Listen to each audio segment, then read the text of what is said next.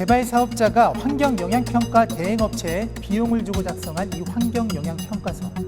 인허가 절차 후반부에 열리는 환경영향평가 심의위원회를 통과해야 하는데요. 탐사K 취재 과정에서 일부 사업자와 대행업체들이 환경영향평가 심의를 통과하기 위해 위원들에게 청탁한 정황을 포착했습니다. 오늘 이 시간에는 제주를 좌지우지하는 이들의 민낯을 고발합니다. 지난 2013년부터 2015년까지 제주도 환경영향평가 심의위원으로 활동했던 모 교수. 심의 기간에 있었던 일을 생각하면 아직도 황당하다고 털어놓습니다. 환경영향평가 대행업체 관계자가 직접 찾아와 금품을 건넨 겁니다. 상품권 갖고서 뭐 하는 거냐고 그렇게도 밀어놨어요. 그래서 모르지, 누구는 받았을지 모르지만. 당시 해당 교수는 곧바로 동료 심의위원에게 이 사실을 알렸습니다. 음료수 박스 있죠? 그 박스를 이렇게 사진을 찍어서 나한테 보내줬다고, 이렇게 열어갖고. 그러니까 봉투가 들어있었다. 몰랐어, 본인도 맨 처음에. 그게 들어갖고 놀래갖고 화들짝해서. 또 다른 심의위원은 찾아오는 사업자를 막을 방법이 없다며 역시 청탁이 있었음을 인정합니다. 오지 말라고 해도 이제 온다고. 오는 거를 막을 수는 없잖아. 그러니까 내일 모레 평가심의위원회 이제 그러니까 위원들이 지적한 그 보안 사항을 설명하겠습니다 하면은 그 설명하지 말라고는 할 수가 없잖아. 한 개발 사업자는 사업 통과를 부탁하기 위해 직접 심의위원들을 찾아간 적이 있다고 인정했습니다. 하지만 요청한 내용이 결과에 반영되지는 않았다고 말했습니다. 호텔의 높이에 대해서 자꾸 이제 언급을 해가지고 위원장님은 호텔을 안 낮추고는 진행 못한다. 뭐 단호하게 얘기하시는 바람에. 사업자가 환경영향평가 대행업체에 심의위원들을 만나줄 것을 요구하기도 합니다. 심의원들을 만나가지고 이 부분에 대한 설득은 해줘야 되는 거 아니냐. 환경영향평가 대행업체에 심의위원들 만나라고 요구한 적 있죠.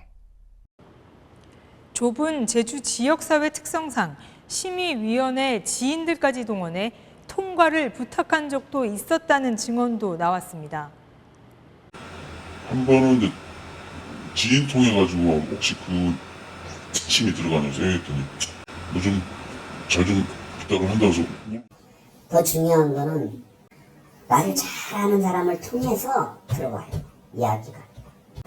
다른 교수를 통해서. 또는 육지에 내가 알고 있는 다른 사람을 통해서. 그러니까 이제 이 사람이 누구랑 친하다는 거를 파악을 하는 거죠. 정반대로 과거엔 심의위원이 먼저 금품을 요구한 사례도 있었다는 증언도 있습니다. 막 업자들 앞에 겁을 준다고 겁을 줘. 자, 이거에서 통상적으로 부교되면 한 6개월 정도 지연되거든. 그 사업이 지연되면 그만큼 이제 은행 빚이니까 그저 이자가 나가는 거잖아. 그러니까 그 은행 이자 이야기하면서 하루라도 빠른 게 좋은 거 아니냐. 그냥 빨리 하려면 이런 식으로 하라면서. 취재진은 지난 4월 새로 위촉된 현재 심의위원을 제외하고 최근 6년 동안 활동한 환경영향평가위원회 심의위원 가운데 당연직 공무원을 제외한 나머지 위원 40명에게 연락해 개발 사업자나 대행업체로부터 전화를 받거나 방문 등의 접촉이 이루어진 적이 있는지 물었습니다. 그 결과 재위촉으로 중복된 위원을 빼면 모두 29명, 이 가운데 11명이 사업자나 대행업체로부터 전화 또는 방문을 통한 청탁이 있었다고 답했고 8명은 연락받은 적이 없다고 밝혔습니다. 또 다른 4명은 기억이 나지 않거나 입장을 밝히길 꺼려했고 나머지는 회의에 불참했거나 연락이 닿지 않았습니다. 제주 환경 전반에 영향을 미치는 대규모 개발 사업 뒤에는 이처럼 은밀한 접촉과 로비가 벌어지고 있었습니다. 그런데 제주도는 그런 일은 있을 수 없다며 실태 파악조차 하지 못하고 있었습니다. 그분들이 위원님들 찾아가서 또 위원님들이 뭐 그분들을 이렇게 뭐 만나서 뭐 그런 거는 저희들은 그걸 안 하고 있다고 보거든요, 이게. 근데 그런 거를 우리 도에서 어떻게 통제를 한다. 이거는 어려운 부분이고요.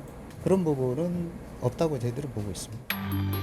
내일 이 시간 탐사K에서는 개발 사업을 승인하는 제주도가 환경영향평가 심의위원까지 위촉하는 것과 관련해선 문제가 없는지 들여다보겠습니다. 탐사K입니다.